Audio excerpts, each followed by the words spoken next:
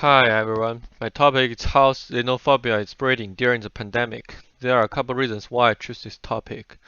The first reason is the main target of this xenophobia is Asian, especially Chinese. As a Chinese myself, I would like to figure out how this happened. Second, anti-Asian hate crimes increased by 150% in the past year, mostly in New York and Los Angeles, indicating that the xenophobia is a big social issue now and it needs to be analyzed. Moreover, I saw lots of racial discrimination online against Asian, which brings me the idea of how social media could influence the spread of xenophobia. My thesis is the spread of xenophobia during the COVID-19 pandemic was largely due to and amplified by the institutional stigma and social media. Xenophobia during the pandemic is not an occasional issue across history, but the development and popularity of social media make the situation worse than ever.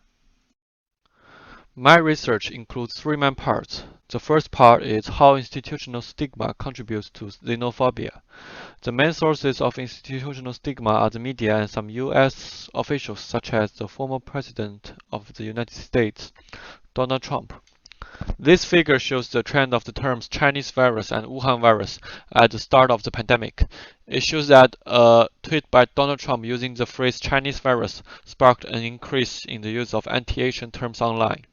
The stigma of an infectious disease can be even worse than the disease itself because fears were driven by perceived risk rather than the actual risk. As we can see, the hardness of the two stigma terms reached a maximum after the first US COVID case, given the low risk of infection at that time. There is a high probability that the US government was intentionally leading the public's anger to China and the Asian groups so that their fault of decision making can be less concerned by the citizens. My second part is how social media amplifies xenophobia. The second figure shows what sources do people actively use to keep informed about the COVID-19 pandemic. It turns out that information from social media exceeds scientific websites and journals. According to statistics, more social media users believe that they are using social media more due to coronavirus.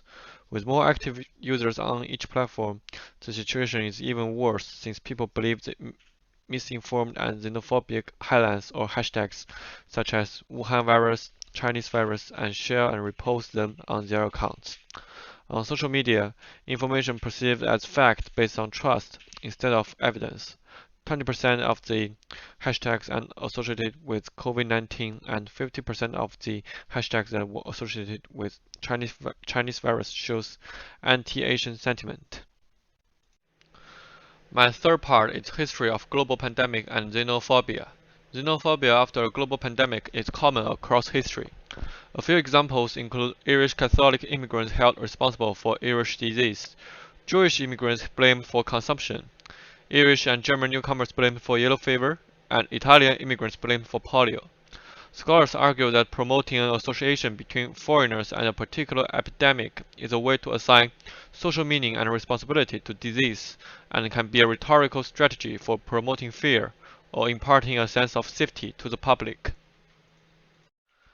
One of the top challenges during my research is the difficulty to quantify the effect of social media on xenophobia. Although I can find personal blog of how people feel about social media making racism worse, is it enough to prove social media is making it worse just by providing more anti-Asian sentiment on the platforms than before? Because of that, I try to build connections between social media stigma and hate crimes, but fail to do so due to lack of evidence. I now believe that racism and xenophobia online are a concern for public health themselves, so they need to be treated seriously alone.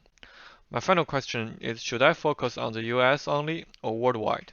I think different countries have different situations, so it might be interesting to make a comparison, but it may also distract the topic from the main thesis.